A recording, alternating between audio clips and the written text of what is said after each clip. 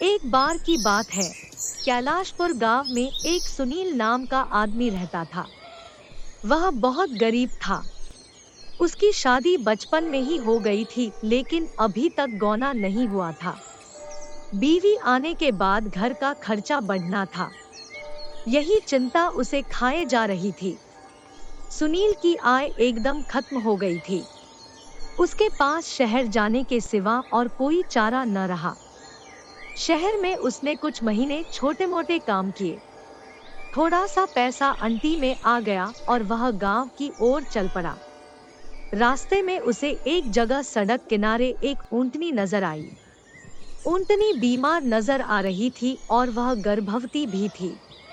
उसे ऊंटनी पर दया आ गई। वह उसे अपने साथ अपने घर ले आया।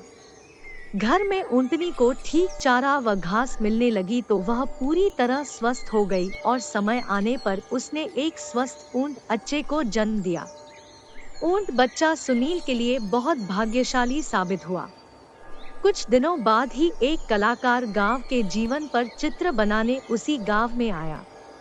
पेंटिंग के ब्रश बनाने के लिए वह सुनील के घर आकर ऊंट के बच्चे की दुम के बाल ले जाता। लगभग 2 सप्ताह गांव में रहने के बाद चित्र बनाकर कलाकार चला गया। इधर ऊंटनी खूब दूध देने लगी तो सुनील उसे बेचने लगा।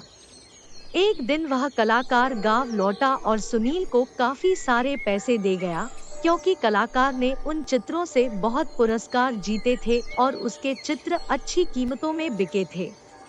सुनील उस ऊंट के बच्चे को अपना भाग्य का सितारा मानने लगा। कलाकार से मिली राशि के कुछ पैसों से उसने ऊंट के गले के लिए सुंदर सी घंटी खरीदी और पहना दी। इस प्रकार सुनील के दिन फिर गए। वह अपनी दुल्हन को भी एक दिन गौना करके ले आया। ऊंटों के जीवन में आने से सुनील के जीवन में जो सुख आया, उससे सुनील के दिल में इच्छा हुई कि क्यों न वह ऊंटों का व्यापारी ही बन जाए। उसकी पत्नी भी उससे पूरी तरह सहमत हुई। वह बहुत खुश थी और अपने सुख के लिए ऊंटनी व ऊंट के बच्चे की आभारी थी। सुनील ने कुछ ऊंट खरीद लिए। उसका ऊंटों का व्यापार चल निकला। अब सुनील के पास ऊंटों की एक बड़ी टोली हर समय रहती। उन्हें चरने के लिए दिन में छोड़ दिया जाता। ऊंट का बच्चा जो अब जवान हो चुका था, उनके साथ घंटी बजाता जाता। एक दिन घंटीधारी की तरह ही के एक युवा ऊंट ने उससे कहा, भैया, तुम हमसे दूर दूर क्यों रहते हो? घंटीधारी गर्व से बोला, वाह, तुम एक साधारण ऊंट हो। मैं घंटीधारी मालिक का दुलारा हूँ। मैं अपने से ऊंचे ऊंटों में शामिल होकर अपना मान नहीं खोना चाहता। उसी क्षेत्र में वन में एक शेर रहता था। शेर एक ऊंचे पत्थर पर चढ़कर ऊंटों को देखता रहता था। उसे एक ऊंट और ऊंटों से अलग थलग रहता नजर आया। जब शेर किसी जानवर के झुंड पर आक्रमण करता है, तो किसी अलग थलग पड़े को ही चुनता है।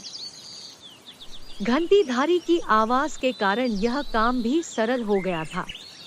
बिना आंखों देखे वह घंटी की आवाज पर घात लगा सकता था। दूसरे दिन जब ऊंटों का दल चरकर लौट रहा था, तब घंटीधारी बाकी ऊंटों से 20 कदम पीछे चल रहा था। शेर तो घात लगाए बैठा ही था। घंटी की आवाज को निशाना बनाकर वह दौड़ा और उसे मारकर जंगल में खींच ले गया। ऐसे घंटीधारी के अहंकार ने उसके जीवन की घंटी बजा दी। शिक्षा: जो खुद को ही सबसे अच्छा समझता है, उसका अहंकार ही उसे ले डूबता है।